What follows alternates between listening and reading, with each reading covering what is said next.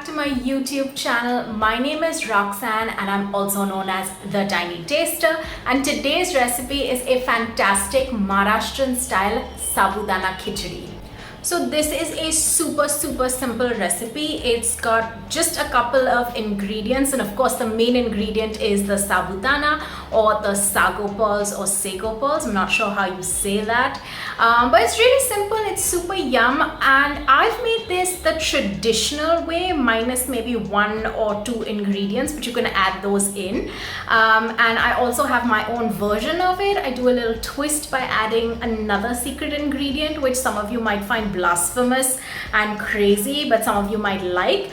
So what I'm gonna do is I'm gonna link the entire recipe in my detailed blog post. I'll link it down below in the description box. Make sure to check that out, and I'll also share it on Instagram. If you aren't already following me on Instagram, make sure to do that as well. I share so many recipes there, but for this video I'm gonna stick to classic Maharashtrian style Sabudana Khichdi. So I hope you enjoy this. If you do, don't forget to like this video, subscribe to the channel, and without further ado, let's get cooking. For this recipe, you're going to need some curry leaves and chopped chilies, cumin seeds and salt. You're also going to need some roasted peanuts, which are crushed. I've just pounded these roughly in a mortar and pestle. You'll also need some chopped boiled potatoes, and then of course your star and main ingredient, which is the sabudana or sago pearls. I've just soaked these overnight, preferably, or at least for 5 hours in water, and then drained it completely so that it dries out and it fluffs up nicely into these beautiful little pearls.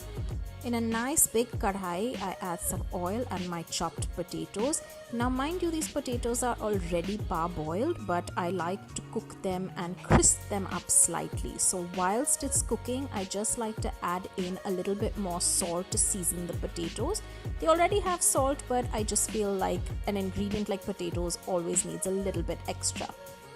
Once the potatoes have cooked for say about 3 or 4 minutes, you can add in your chopped chilies and your cumin seeds.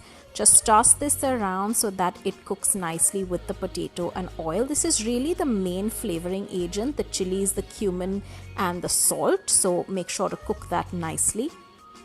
To this, you'll add in your curry leaves. I like to add the curry leaves a little bit later because they tend to cook quite fast, and the chilies need a little bit longer, so I add that in first. Just toss it all together and let it keep cooking. Next, I like to add in the crushed peanuts. Now, traditionally, people like to crush this completely till it's almost in a powder-like form. I like to crush it haphazardly just so that there are uneven bits, because I like a little bit of peanut in. You can do whatever you like, whatever is comfortable for you. Now it's an easy recipe, it's almost done. To this, I add in a little bit extra salt, and then I start adding in the sago pearls bit by bit. I find it difficult to add it all at one go, so I just do it in 2 batches. You could do it all together if you like. Just keep mixing it all together and let this cook completely. There's really not much to this recipe, it's just this. But the trick is to know when the sabudana is cooked, and that's when these white pearls start to turn translucent. And you'll also notice sometimes they tend to clump up a little bit together. They usually do that if the pearls are not completely dried. I would suggest you soak these overnight and let it dry out completely. If there's any bit of water left over, it tends to clump up slightly. Doesn't make a huge difference, but it does change the texture just a little bit. So anyway, you keep cooking this down till it starts turning a little bit opaque or translucent, and that's when you'll know that the khichdi is cooked. Once you notice that it's starting to cook and the pearls are starting to turn color, just add in a bunch of chopped coriander. I forgot to mention this earlier in the ingredient layout, but coriander makes all the difference. It's a nice garnish and it adds a fresh flavor. So just add that in and mix it all up, and that's pretty much it. You just serve this khichdi nice and hot. So this is really how you make a traditional Maharashtrian style Sabudana Khichdi. It's a very easy recipe. I think the only tricky part is to make sure that you soak the sabudana overnight and you drain it completely.